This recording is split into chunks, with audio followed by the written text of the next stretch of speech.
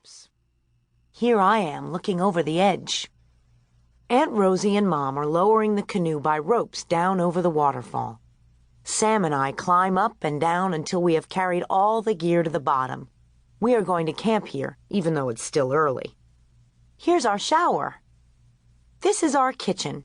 Aunt Rosie is the cook tonight. We are going to try the crayfish we caught, along with our chicken and rice. For dessert, Aunt Rosie showed us how to cook fruit stew and dumplings. This is the sink. You can stand right in it. The rocks make all the shelves and drain boards you need. We use the sand as scouring powder. Mom shows us some knots we can use to tie up the canoe and in putting up the tent. 2 half hitches. 1. Pass the rope around a tree or stump. 2.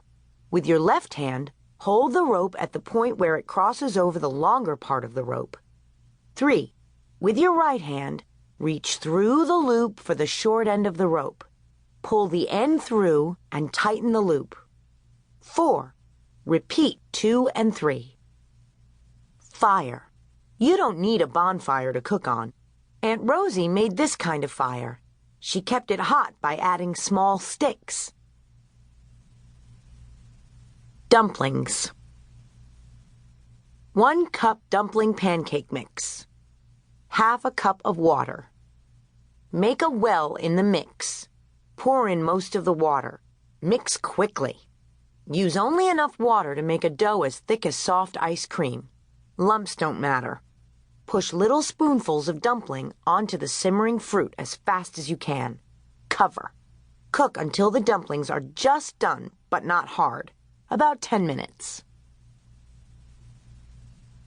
Fruit stew. 3 handfuls of dried apricots or peaches. Honey or sugar to taste. About 3 cups of water. Add enough water to the plastic bag to cover the fruit. Do this when you first make camp. When you are ready to cook, put the fruit, all the water, and the sweetening in a pot. Cover and boil slowly.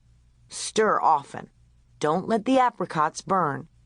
If water cooks away, add more. This fruit stew should be juicy. Cook till apricots are soft, about half an hour. P.S. Don't burn your tongues. We burned ours.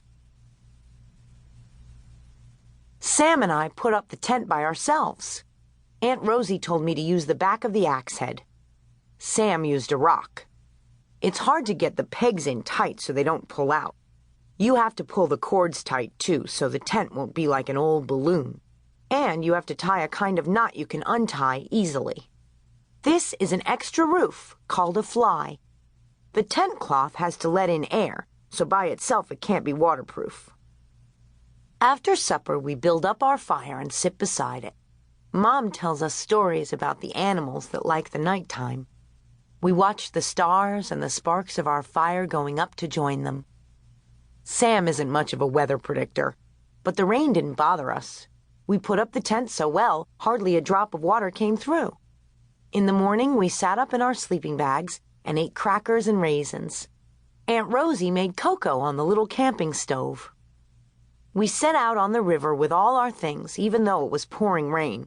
I am shaking my paddle at the sky and yelling. Suddenly, as we came around this bend in the river, the sun came out through a hole in the clouds. A big rainbow spread across the sky.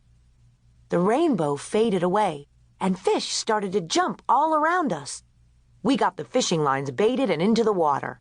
Sam caught the first fish. Then I caught one. Then Aunt Rosie caught 2 in a row. Afterward, we spread out our things to dry on a sandy beach. What Mom and Aunt Rosie like to do best is take the canoe through fast-moving water. They can follow all the curves of the current. In the afternoon, we canoe without stopping. Sam and I paddle, too. We came to a place where the river spread out through a meadow.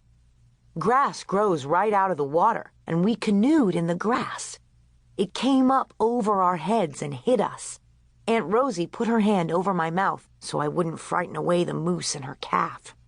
But even so, when they got wind of us, they ran right back into the woods.